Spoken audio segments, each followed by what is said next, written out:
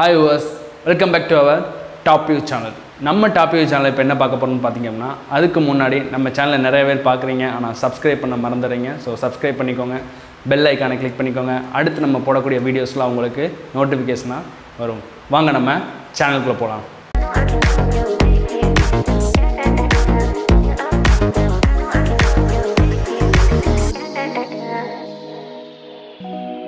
நம்ம top view channel இப்போ என்ன பார்க்க போகிறோம் பார்த்தீங்கன்னா பிஎஸ் வினோத்ராஜ் இயக்கத்தில் வெளியான கொட்டுக்காளி படத்தை பற்றி தான் பார்க்க போகிறோம். கொட்டுக்காளி படம் அப்படின்னு பார்த்தீங்கன்னா பிஎஸ் வினோத்ராஜ் பற்றி முதல் பார்ப்போம். ஸோ சமீபத்தில் கூழாங்கல் அப்படிங்கிற ஒரு படத்தை எடுத்து ஒரு நிறையா விருதுகளையும் இன்டர்நேஷ்னல் அவார்டுகளையும் என்ன பண்ணுச்சு அப்படின்னா அந்த படம் பெற்றுச்சு. அப்படி ஒரு டேரக்டர். ஸோ அவருடைய படம் தான் இந்த கொட்டுக்காளியும். இந்த படத்தில் வந்து பார்த்திங்க அப்படின்னா சூரிய அவர்கள், அன்னபென் இவங்களாம் என்ன பண்ணியிருக்காங்க அப்படின்னா ரொம்ப யதார்த்தமான ஒரு நடிப்பை வெளிப்படுத்தியிருக்காங்க தான் அப்படின்னு சொல்லணும். அந்த அவங்களோடைய நடித்த அந்த கோ ஆக்டர்ஸ் அவங்களுமே அந்த கிராமத்து வாழ்க்கை முறையில் எப்படிலாம் ஒரு சாதாரணமாக எப்படி பேசுவாங்க எப்படி இருப்பாங்களோ அந்த வாழ்க்கை முறை தான் என்ன பண்ணியிருக்காங்க அப்படின்னா அந்த படத்தை அப்படியே டிஸ்கிரைப் பண்ணியிருக்காங்க. அதாவது நான் பாசிட்டிவ் என்னன்னு சொல்லிடுறேன். அதாவது அந்த படத்தில் வந்து என்னென்ன சொல்லியிருக்காங்க அப்படின்னா ஒரு பெண் அடிமைத்தனத்துக்கான ஒரு எதிர்ப்பை என்ன பண்ணியிருக்காங்க அப்படின்னா காட்டியிருக்காங்க. அதே மாதிரி வந்து ஒரு கிராமத்தோட மூட நம்பிக்கையை என்ன பண்ணியிருக்காங்க அப்படின்னா ரொம்ப அழகாக என்ன பண்ணியிருக்காங்க அப்படின்னா காட்டியிருக்காங்க. இந்த படத்தோட ஒரு ப்ளஸ் பாயிண்ட் என்னன்னு பார்த்தீங்க அப்படின்னா வித்தவுட் மியூசிக் ஒரு மியூசிக் கூட என்ன பண்ணலாம்னா எங்கேயுமே ஒரு பேக்ரவுண்ட் ஸ்கோராக இருக்கட்டும் ஒரு சின்ன ஒரு மியூசிக்காக இருக்கட்டும் எங்கேயுமே என்ன பண்ணலாம் வரல. ஸோ ஒரு வித்தவுட் மியூசிக்கை கொடுத்து ஒரு நேச்சுரல் சவுண்டை என்ன பண்ணியிருக்காங்க நம்ம கொடுத்துருக்காங்க. இயற்கையாகவே இருக்கக்கூடிய அந்த சவுண்ட், அந்த ஆடு மாடு கத்துறது, அப்புறம் அந்த கோழி கூறுறது, அடுத்து வந்து இந்த தண்ணி ஓடுற சவுண்ட், இதெல்லாம் வந்து பார்த்தீங்க அப்படின்னா ஒரு சின்ன ஒரு காற்றடிக்கிற சீனாக இருந்தால் கூட நமக்கு என்ன பண்ணால் ஒரு ரியலிஸ்டிக்காக என்ன பண்ணிக்காங்க அப்படின்னா அந்த சவுண்டை நமக்கு கொடுத்துருக்காங்க. அந்த ஒரு ஃபீல் நமக்கு நல்லாவே தெரியுது. ஸோ அது வந்து இந்த படத்தோடைய ஒரு ப்ளஸ் பாயிண்ட்டாக இருக்கும் அப்படிங்கிறத நான் நம்புகிறேன்.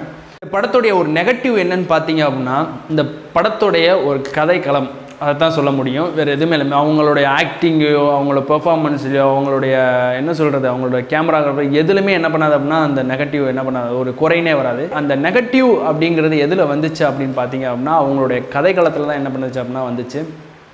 அதாவது ஒரு பெண்ணுக்கு பேய் பிடிச்சிருக்கு, அந்த பேய் ஓட்டுறதுக்கு ஒரு பக்கத்து ஒரு பூசாரிக்கு என்ன பண்ணுறாங்க கொண்டு போய் பேய் ஓட்டணும், அதுதான் ஒரு கதை. அதுக்கு இடையில அந்த பெண்ணுக்கு பேய் பிடிச்ச இடத்துல இருந்து அந்த பேயை ஓட்டுற போகிற இடத்துல வரைக்கும் ஒரு போகக்கூடிய அந்த டிஸ்டன்ஸ் தான் என்ன பண்ணியிருக்காங்க அப்படின்னா கதையை என்ன பண்ணி என்னெல்லாம் நடந்துச்சு அப்படிங்கிறதான் ஒரு கதையை என்ன பண்ணியிருக்காங்க கொடுத்துருக்காங்க. ஒரு கயிறு கட்டுறதா இருக்கட்டும், ஒரு மனுஷன் நடந்து வரதா, ஒரு ஆட்டோ வர்றதா இருக்கட்டும், இதெல்லாம் பார்த்தீங்க அப்படின்னா ஒரு என்னமோ ஒரு ஸ்லோ மோஷன் ஒரு படம் பார்த்தோம் அப்படின்னா எப்படி இருக்கும் அது அந்த மாதிரி ஒரு ஃபீலிங்கை நமக்கு என்ன பண்ணுது அப்படின்னா கொடுக்குது. ஒரு சலிப்பு தட்டவே வச்சிருது அப்படின்னு சொல்லலாம். அதே மாதிரி பார்த்தீங்க அப்படின்னா ரொம்ப ஒரு விஷயத்தை மெனக்கட்டு ஒரு விஷயம் பண்ணியிருக்கிற மாதிரியே எனக்கு ஒரு தோணுது.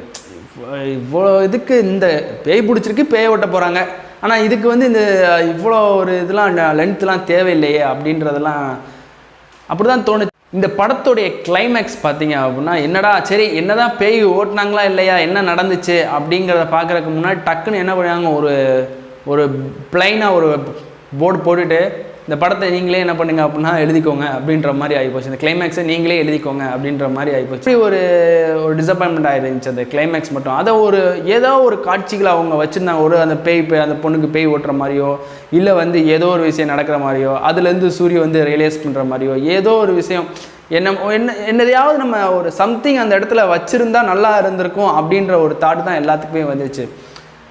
இது வந்து ஒரு டைரக்டர் வந்து அதை வந்து மிஸ் பண்ணிட்டாங்களோ. ஏன்னா ஒரு கூழாங்கல் அப்படின்ற ஒரு படத்தை எடுத்துகிட்டு வந்து நம்ம சரி அதே ஒரு ஜேர்னலில் நம்ம வந்து பார்த்தோம் அப்படின்னா இங்கே கிளைமேக்ஸே ஒரு பிளாங்காக இருக்குது அப்படின்னு சொல்லும்போது நமக்கு ரொம்ப ஒரு டிசப்பாயின்மெண்ட்டாக இருக்குது. அப்போ ஒரு படம் வந்து எல்லா வகையான ஆடியன்ஸையும் கவர் பண்ணுற மாதிரி இருந்தால் தான் அந்த படத்தோடைய சக்ஸஸை நம்ம என்ன பண்ணோம்னா பெற முடியும். இந்த இடத்துல அதை விட்டுட்டாங்கன்னா அப்படின்னு சொல்லணும். ஆடியன்ஸை கவர் பண்ணால் தான் அந்த படம் வந்து சக்ஸஸாக வந்து நம்ம சொல்லுவோம் இல்லையா. ஆனால் இந்த படம் வந்து கடைசியில் ஒரு பிளைண்டாகவும் பிளாங்காக ஏதோ ஒரு விஷயத்தை கொடுத்த மாதிரி ஒரு ஃபீலாக இருந்துச்சு. அது வந்து தவிர்த்துருக்கலாம். வினோத்ராஜ் வந்து அதை வந்து கொஞ்சம் தவிர்த்துட்டு ஒரு கிளைமேக்ஸை ஏதோ ஒன்று ஆட் பண்ணியிருந்தாங்க அப்படின்னா இன்னும் கொஞ்சம் நல்லா இருந்திருக்கும் அப்படிங்கிறதான் எல்லாருடைய இதுவும். ஓகே, ஆவரேஜாக பார்க்கும்போது இந்த படம் எப்படி இருக்குன்னு பார்த்தீங்க அப்படின்னா ஓரளவு பரவாயில்ல அப்படின்னு தான் சொல்லணும். ஏன்னா நீங்கள் வந்து அந்த விடுதலை, கருடன் இந்த மாதிரிலாம் பார்த்துட்டு நீங்கள் அந்த எக்ஸ்பெக்டேஷனோடு போனீங்க அப்படின்னா வந்து படம் வந்து உங்களுக்கு சத்தியமாக அது ஒரு டிசப்பாயின்மெண்ட் தான் கொடுக்கும்.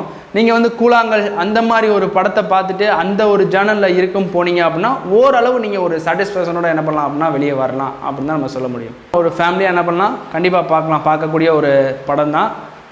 கொஞ்சம் எக்ஸ்பெக்டேஷனோடு போயிடாதீங்க அப்படின்னு சொல்ல தான் இது ஒரு கரெக்டாக இருக்குன்னு நினைக்கிறேன். ஓகே வியூவர்ஸ், இந்த வீடியோ உங்களுக்கு பிடிச்சிருந்துச்சு அப்படின்னா லைக் பண்ணுங்கள், ஷேர் பண்ணுங்கள், சப்ஸ்கிரைப் பண்ணுங்கள். உங்களிடம் விடைபெறுகிறேன், உங்கள் அனீஸ்.